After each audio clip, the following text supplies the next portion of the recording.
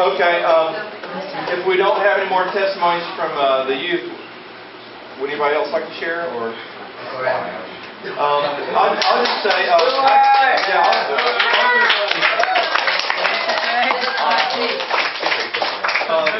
this is my second time. I didn't go last year, but I went the year before. But I really got a lot out of it. And in our session, I went to the adult English speaking session, and we studied the book of Jonah.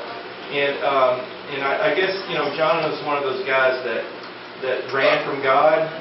But there's one thing that story really struck home to me about. God's going to make, if you trusted Christ as your Savior, you're a child of God, and God is going to put you where He wants you to be.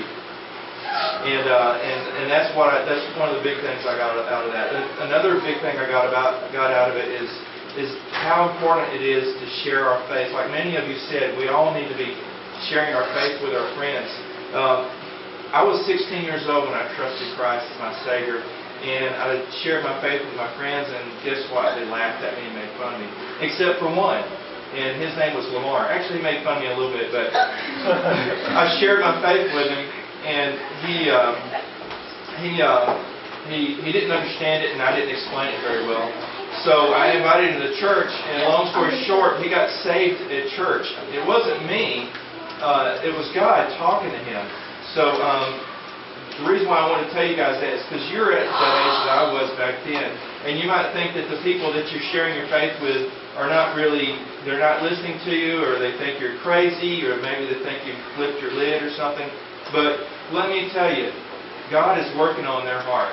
And God will take what you've done and He'll honor it. And someday those people, not all of them, but some of them will trust Christ as their Savior. Because God used you to share the gospel with them. And Lynchburg is one of those things that it's a really good pep talk. We all need to be encouraged because life is hard, life is discouraging. It's even harder to live your life for Christ. But when you go to a place like that, it's really good about giving you encouragement and reminding you of why God has us here, what His purpose for your life is. And if you've never gone, or even if you have gone, I encourage you to try your best to go next year or the following year because it's a really wonderful experience. So, with that said, I'm going to close this in a word of prayer, and I thank y'all for coming tonight.